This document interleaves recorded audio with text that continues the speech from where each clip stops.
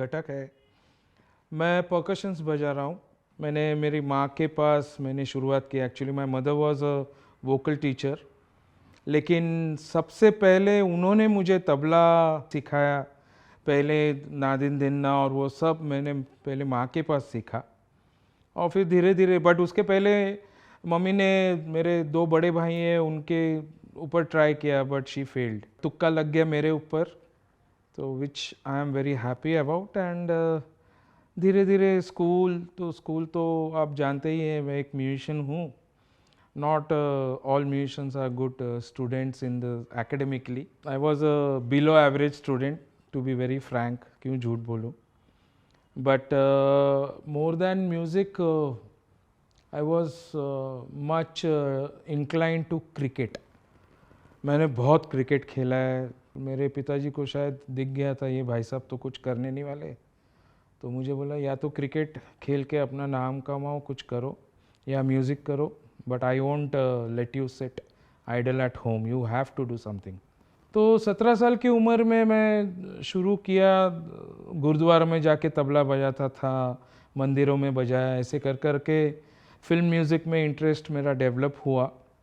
इसके पहले उस दौरान बहुत कुछ गज़ल बजाता था, मम्मी के साथ सुबह रियाज क्लासिकल बजाता था। बट मेरी माँ को ये था कि मैं क्लासिकल बजाऊं पहले बहुत, बट वो डेस्टिनी होता है ना कि वो भगवान ने मुझे बनाया नहीं है क्लासिकल के लिए। बट इट्स नॉट दैट मैं क्लासिकल म्यूज़िक पसंद नहीं करता हूँ, बट मैं घर में जब होता हूँ क्लासिकल बहुत सुनता हूँ। बट येस, फिल्म म्यूज़िक में मुझे बहुत ज़्यादा मेरा झोंक था उसमें, और स्पेशली आर डी बर्मन के म्यूज़िक, किशोर कुमार और आशा भोसले, ये तीन लोगों को सुन के मैं बड़ा हुआ हूँ। Of course I mean Lata ji तो रहेंगी उसमें लिस्ट में। उसके बाद धीरे धीरे कॉन्टैक्ट्स बढ़ते गए लोगों के साथ, म्यूजिशियंस मिलते गए बहुत सारे, उनके साथ छोटे मोटे बर्थडे पार्टीज़ में यहाँ वहाँ शोज़ होने लगे। बट तभी आई वुडंट चार्ज, कोई मुझे पहचानता नहीं था, तो ठीक है धीरे करते हैं ना, जैसे स्ट्रगलिंग टाइम। बट मैंने इतनी स्ट्रगल मुझे एक्चुअली नहीं करना पड़ा। मतलब स्ट्रगल पीपल से मैंने बहुत स्ट्रगल किया, बट बहुत लोगों को पता ही नहीं है स्ट्रगल क्या होता है। उस ज़माने में आई एम ये टॉकिंग अबाउट 1989 1991 की बात कर रहा हूँ। उस ज़माने में ऑर्केस्ट्रास का बहुत फेम होता था, बहुत क्रेज़ था। कलाकार ऑर्केस्ट्रा, जपाटा, मेलेडी मेकर्स, झनकार, ऐसे अलग अलग ग्रुप हुआ करते थे। एंड ये सब ऑर्केस्ट्रा में बजाना मतलब बहुत बड़ी बात हुआ करते थे। तो मैंने जपाटा ज्वाइन किया। फर्स्ट टाइम मैंने वहाँ पे ढोलक बजाना शुरू किया। उसके पहले मैं सिर्फ तबला बजाता था। धीरे धीरे I got attracted to numerous instruments, congas, congo. Drum तो कभी बजा नहीं पाया, बट इंटरेस्ट बहुत था, बिकॉज ड्रम का एक अलग ही किस्सा है। वो घर में जगह नहीं है और बहुत लाउड इंस्ट्रूमेंट है, लोग क्या बोलेंगे, this is the reason I couldn't play drums. But अभी रियलाइज कर रहा हूँ I should have played. So I stuck to tabla, dholak, Indian instrument. 2 साल मैंने वहाँ बहुत कुछ सीखा, डिसिप्लिन सीखा, main music discipline. Music discipline मतलब पहले आप जो ओरिजिनल गाना है उसको करेक्ट बजाओ, और फिर बाद में आप इम्प्रोवाइज़ करो। एक चीज़ को आप नहीं समझने के पहले आप शुरू हो जाओगे इम्प्रोवाइज़ करना, दैट इज़ नॉट राइट। तो उसके बाद मुझे एक अब्रॉड का, तंजानिया का मुझे एक ऑफ़र आया। अर्चना पूरन सिंह जी थी वहाँ पर, और वहाँ पे शोज़ तंजानिया में। तो 93 में फ़र्स्ट टाइम एयरक्राफ्ट देख रहा हूँ, एयर इंडिया फ्लाइट वहाँ जाके। But this is how my journey started actually musically. तो फिर 94 में I think I got a chance to play with Ram Lakshman, उनके सिटिंग मेंबर। पहले ज़माने में क्या होता था, एक म्यूज़िक डायरेक्टर के पास उनके 3-4 म्यूजिशियंस हुआ करते थे इन हाउस, तो उनको सिटिंग मेंबर्स बोला करते थे। तो वहाँ पे जाके एक फिल्म हम आपके कौन के बैकग्राउंड मुझे अटेंड करने मिला। Of course I didn't play, but I could as a sitting member होने के नाते I was suppose to be present at the studio there Bombay lab में। सो 17 दिन का बैकग्राउंड था, वो फुल बैकग्राउंड हम लोगों ने किया। उसके बाद विशाल जी के पास मैंने ज्वाइन किया एज अ सिटिंग मेंबर। फिर वहाँ से actually that was my turning point. This was during marches, I think it was 94-95। तो विशाल जी ने मुझे एक बात बोला था कि अनुपम सी, ढोलक बजाते हो बहुत अच्छी बात है, but try to get into programming also, music programming, music producing. So उसमें क्या होगा कि तुम्हारी creativity will double up. You will know कि म्यूज़िक प्रोड्यूसिंग और सबके साथ बजाना और म्यूज़िक को प्रोग्राम करके उसके ऊपर बजाना, दैट साउंड्स डिफरेंट। तब तो वी कुडंट अफोर्ड इतने महंगे महंगे इंस्ट्रूमेंट्स एंड इतने महंगे music gears, we couldn't afford that. तो मैं क्या किया, मैंने सोचा चलो यार अपन अब्रॉड जाके होटल में, तब होटल म्यूज़िक बहुत, होटल में म्यूजिशियंस लोग बहुत जाते थे बिकॉज बहुत पैसे मिलते थे। मतलब आई एम 94-95 में महीने का 1 लाख, मतलब तभी बहुत हुआ करता था। तो मैं बोला यार वही कर लेता हूँ। बट वहाँ जाके पता चला कि I was really not enjoying that पूरा माहौल, कुछ अलग किस्म का माहौल। सो मैं 4 महीने मैं बहरीन में था and I came back. But yes, मैं झूठ क्यों बोलूँ, वो पैसे मैंने मेरा इंस्ट्रूमेंट्स खरीदने में, मेरा या वो इलेक्ट्रॉनिक मेरे जितने भी ड्रम मशीन्स ये वो खरीदने में वो पैसे लगाए, and really it was very fruitful for me. 2000 में I got a chance to play with Asha ji, Asha Bhosle ji. मैं तब ऑक्टोपैड बजाता था इलेक्ट्रॉनिक ड्रम्स। तो I toured with her, 2 America tour किया मैंने। 2001 या 2002 आई थिंक आई मेट शान। सो शान का बैंड मैं हैंडल करने लगा समहाउ। नहीं, उसके पहले तो मैं साइड बाय साइड वो कल्याण जी, आनंद जी के पास लिटिल स्टार्स में मैं बजाता था। इनफैक्ट आई मेट शान देयर। सो शान आस्क्ड मी, अरे will you play for my thing, my shows and all. मतलब व्हाई नॉट यार, आई मीन यही काम है, मुझे और कुछ आता ही नहीं है। हम लोग महीने में 15-15 shows, we use to travel a lot, बहुत ट्रैवल करते थे हम लोग। आप लोग बिलीव नहीं करोगे, we use to carry our cricket bats and balls and all. हम लोग जाके एक दिन पहले जाते थे जानबूझ के, so that we could play matches there.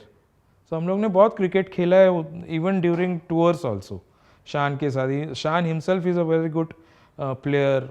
And 2010 में I started touring with Shankar Mahadevan ji, with SCL, Shankar Ehsaan Loy. So एक रियलिटी शो में उमेश, शंकर जी's manager, he came and asked me if will you be interested in traveling with us, touring with us to US. You know, why not? Yeah, I can do it. तो 2010 में एक tour किया, उसके बाद 2011 से then I shifted to SCL band. So तब से आज तक बस और कोई बुलाता नहीं है मुझे, मैं वहीं पे बजा रहा हूँ शंकर महादेवन जी के साथ। But that is that group, उनके साथ बजाना in itself is an institution, you know. See, Shankar ji carries an aura of positivity. कोई भी चीज़ में ना, he doesn't stay, you know, crib नहीं करेंगे। अरे, he doesn't speak about only the problems, he mostly speaks about the solution. So वो चीज़ मैंने उनसे सीखा है ये 14 सालों में। And Musically also, you know, musicality जिसको बोलते हैं हम लोग, मैंने बहुत सीखा है उनसे। सी, ओवरसीज में क्या होता है, देर आर 2-3 अलग अलग सिस्टम्स। कभी एक शो के लिए जाते, कब 4 शो के लिए। It depends on the artist. Artist कैसा है आपका, उसका उनका वो उस आर्टिस्ट का सेलिबिलिटी कितना बड़ा है। अभी मैं ये थोड़ा सा टेक्निकलिटीज़ में घुस रहा हूँ, थोड़ा उसमें कॉमर्स भी आएगा, सब कुछ आएगा, इसमें मार्केटिंग आएगा। सो जब हम लोग जाते हैं यहाँ से, फॉर इंस्टेंस 1 महीने के टूर के लिए जाते हैं हम लोग, मेनली फ्राइडे सैटरडे संडेज़ को हम लोग वहाँ पे परफॉर्म करते हैं। एंड इफ़ US अगर जा रहे हैं हम लोग, अमेरिका जा रहे हैं, तो all over US we perform. So आज न्यूयॉर्क में शो है, तो they try to place the shows in such a way कि अब जैसे न्यूयॉर्क से न्यू जर्सी 1-1.5 घंटे का ट्रैवल है, और वहाँ से फिर अगर समझो बॉस्टन हुआ या शिकागो, कोशिश तो वही रहती है depending on the dates of the auditorium and the venues, you know, and जो 4 दिन हम लोग आराम करते हैं, कुछ नहीं करते हैं, रूम में बैठे रहते हैं, कोई एक्सरसाइज कर रहा है, कोई घूमने जा रहा है, कोई प्रैक्टिस कर रहा है रूम में, मस्ती चलते रहती है। बट फिर फ्राइडे से संडे तक it's very very very hectic.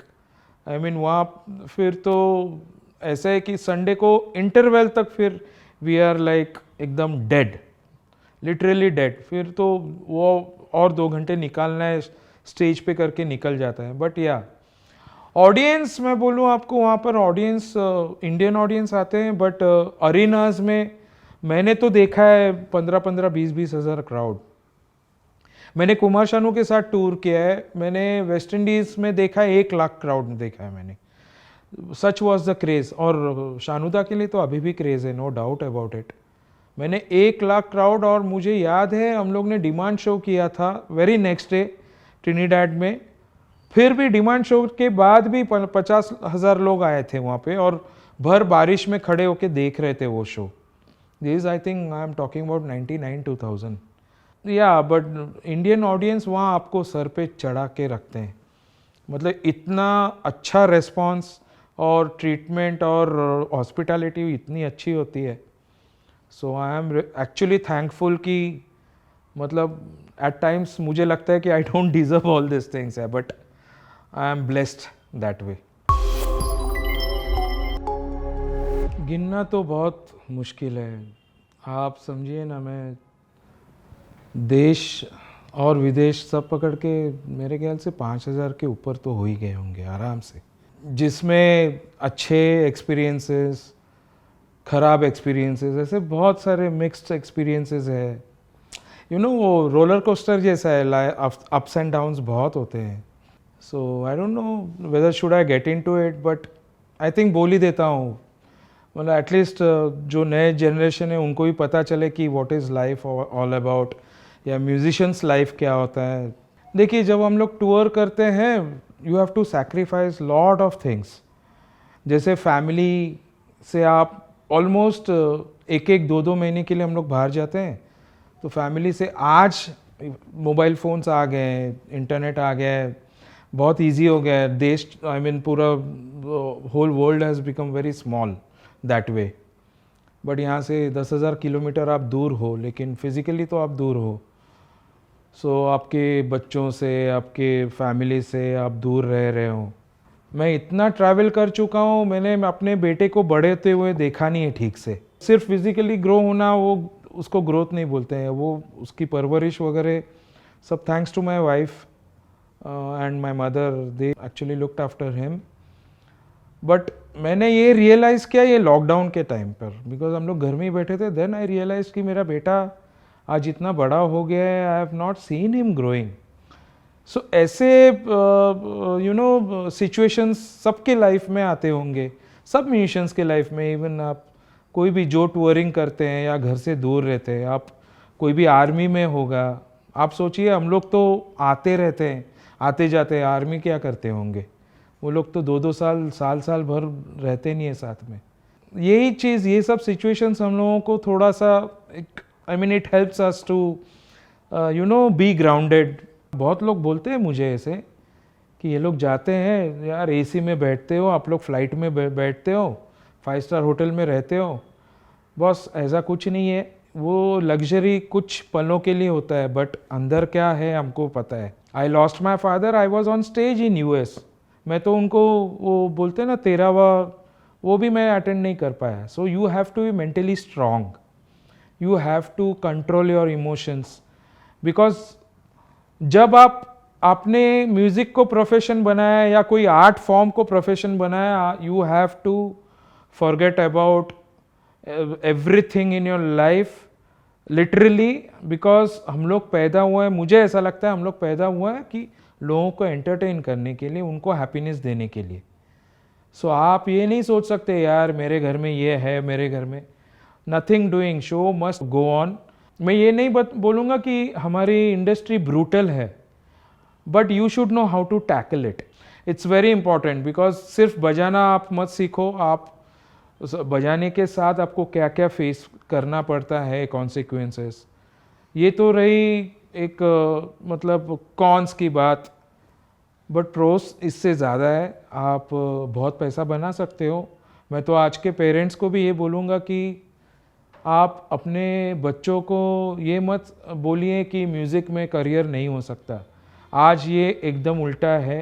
अगर जो उस बच्चे में अगर कुछ आपको दिखता है कि इसमें ये क्वालिटीज़ है, आप प्लीज़ उसको सपोर्ट करिएगा। You have to believe in your child like my parents did, my mother and father, my family, they use to support me. This is I am talking about मेरे ज़माने की बात। उस ज़माने में कोई एक्सेप्ट नहीं करता था म्यूज़िक एज अ प्रोफेशन।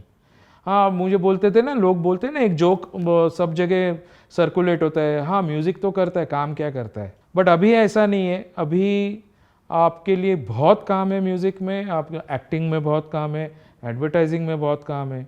लेकिन मैं ये बिलीव करता हूँ कि किसी को आप फोर्स मत करिए, आपको इंजीनियरिंग करना है, नहीं आपको डॉक्टर ही बनना है, नहीं आपको तबला प्लेयर ही बनना है, या आपको कीबोर्ड प्लेयर बनना है। उस बच्चे को आप देखिए, पहले जानिए उसको किस में इंटरेस्ट है। मे बी वो बच्चा को सितार बजाना होगा, तो support him for that, him और हर, हुएवर इट इज़। उसके लिए वो भगवान ने जो बना के भेजा है वो उसको करने दीजिए। मुझे अगर आप पूछोगे, मैं बड़ा हुआ आर डी बर्मन के म्यूज़िक में। मुझे आर डी बर्मन के गाने, उनके sound, mainly not only the composition sound but music, genre of music, मुझे लैटिन म्यूज़िक बहुत पसंद है। एंड वो भी पंचमदाई ही, मतलब आर डी बर्मन ही इज़ द ब्रिज। मुझे लैटिन म्यूज़िक में मैं थोड़ा सा अट्रैक्ट हुआ। So Latin music of course. And मेरा इंस्ट्रूमेंट, मैं कॉन्गा बजाता हूँ, तुम्बा बजाता हूँ, तो यस मैं बहुत सुनता हूँ लैटिन म्यूज़िक। एंड मुझे रिलीवर के लिए थोड़ा सा सुकून जब चाहिए होता है, मैं क्लासिकल म्यूज़िक बहुत सुनता हूँ। इंस्ट्रूमेंटल बोलिए, वोकल्स बोलिए, I listen to lot of classical, Indian classical. कोई भी आप बाहर के वेस्टर्न क्लासिकल बोलो, ये बोलो वो, कोई भी म्यूज़िक बोलो, इंडियन क्लासिकल जितना बड़ा कोई म्यूज़िक नहीं है। हम लोग लकी है, हम लोग ये देश में मैं पैदा हुआ हूँ, हम लोग, और हमारा जो म्यूज़िक है ना इतना बड़ा है कि आज बाहर के लोग आके वो लोग सीखना चाहते हैं इंडियन क्लासिकल। सो मैं तो पूरा सीख नहीं पाया, मैं थोड़ा बहुत माँ के साथ बजाया करता था। बट मैं सबको बोलूँगा, एक क्लासिकल, कोई भी सिंगर हो या इंस्ट्रूमेंटलिस्ट हो, एक क्लासिकल का बेस आप ज़रूर रखें। आपको अभी नहीं, आपको एक 20 साल बाद पता चलेगा कि आपने क्लासिकल सीखा था, वो काम में आ रहा है। बिकॉज बहुत स्ट्रॉन्ग है, इंट्रिकेसीज बहुत है। एंड आपको म्यूज़िक का जो ग्रामर है उसकी वजह से बहुत जल्दी आपकी ग्रास्पिंग पावर बढ़ती है उससे। I think it was 85, 86, I was doing my 10th standard. मैं स्कूल बंक करके, मैं यहाँ वहाँ पूछ के, मुझे कहीं से पता चला R D Burman use to record in film centres which is in Tardeo. तो वहाँ मैं ट्रेन से डब्ल्यूटी मतलब विदाउट टिकट कैसे पूछताछ के यहाँ से वहाँ से गया, मैं पहुँच गया फिल्म सेंटर में। वहाँ मुझे देखा, मैं स्कूल ड्रेस में हूँ, स्कूल बैग। दरबान सोच रहा है कि कहाँ बच्चा आ गया, वो बोल रहा है आर डी बर्मन को मिल रहा है। मुझे घुसने नहीं दिया। अब घर आके इतनी मार पड़ी मुझे। जो बच्चा 1 बजे स्कूल के बाद घर आने वाला लड़का शाम को 5, 5:30 बजे घर पहुंच रहा है, तो मार तो पड़ेगी ना। और मम्मी हैंगर लेके बैठी थी मुझे मारने के लिए। और हैंगर का मार, आप, मैं बच्चों को बोलूँगा मार खा के देखिए, बहुत अलग मज़ा है उसमें।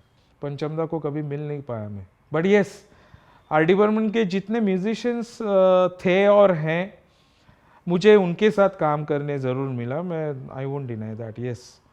बट मैंने इतने किस्से सुने और तौर तरीके सुने पंचमदा के बारे में, कभी कभी ऐसा लगता है कि I really new Panchamda very well.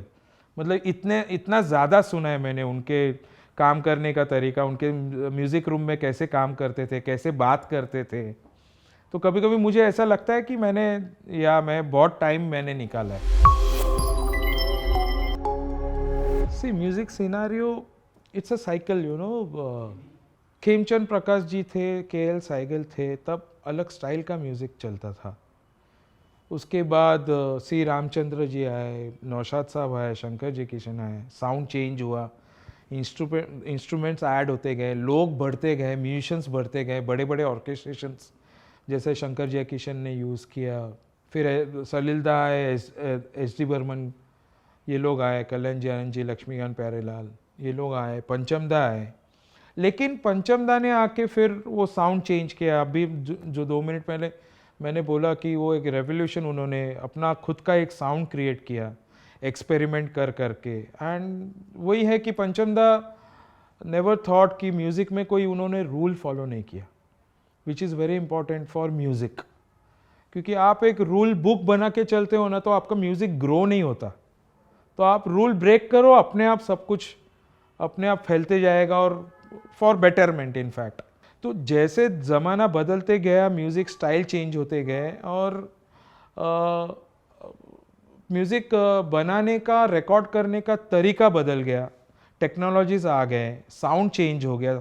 तो म्यूज़िक में भी क्या हुआ कि ऐसे धीरे धीरे प्रोग्रामिंग सिस्टम शुरू हो गया, म्यूजिशियंस कम होते गए।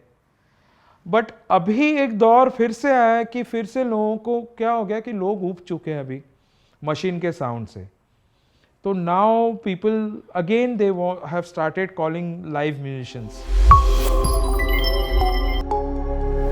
करंट आर्टिस्ट में शंकर महादेवन जी हैं, माय ऑल टाइम फेवरेट्स है। सुनिधि चौहान, श्रेया घोषाल, ऑफ कोर्स अरिजीत, ये 4 लोग they are really my favourites. Because Shankar ji, मैं बहुत छोटा हूँ उनके तारीफ़ करने के लिए, मतलब मेरी औकात नहीं है कि शंकर महादेवन की मैं तारीफ़ करूँ। And Shreya, Sunidhi, they are mind blowing. I mean जो मेहनत उन्होंने भी किया वो है। And of course Arijit, I mean he has so much of potential. He knows music, he writes music. I have seen his work, but he is much bigger than what he is. आप लोग जो देख रहे हैं। 4-5 साल पहले की बात कर रहा हूँ। एक सज्जन आए कि अरे अनुपम जी, आप मुझे भी शो करने, मुझे सिर्फ एक ही शो करना है, दिली ख्वाहिश। बोला हाँ ठीक है, तो कैसे क्या होता है, सिस्टम कैसा है?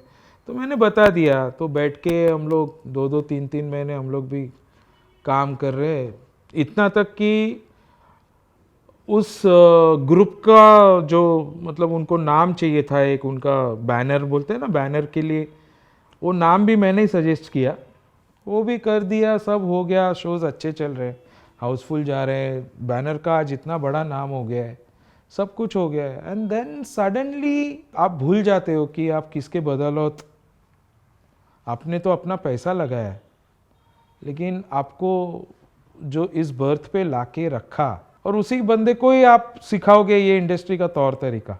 एंड देन आप कुछ भी एक लेम एक्सक्यूज आप सीधा मुंह पे बोल दो यार कि नहीं, आई कांट अफोर्ड यू। सो मैं तो ओपन ही हूँ, मैं तो बोलते ही आ रहा हूँ, जिस शो में मेरा काम नहीं है आप प्लीज़ मुझे मत बुलाइए। आप यहाँ वहाँ का रीज़न देके, सो ऐसे इंसिडेंसेस 1-2 नहीं, बहुत बार हो चुके हैं। आपको मैं एक अच्छा ऐसे फनी इंसिडेंट बताता हूँ। एक शो चल रहा था, तो एक सिंगर, मैं नाम नहीं लूँगा, वो सिंगर का वो स्टेज पे चल के आ रही थी, तो मुझे स्टेज पे थोड़ा सा, I don't like to be very serious, ऐसा मैं थोड़ा सा, तो मेरे हाथ में घुंघरू था, घुंघरू, तो सिंगर जैसे चल के आ रही थी तो मैं बजा रहा हूँ घुंघरू, उसके पैरों के मूवमेंट्स देख के। तो पहले तो 1 मिनट में किसी को समझ में आया नहीं। When she was about to exit the stage, फिर से मैं बजाना, तब लोगों को समझ में आया।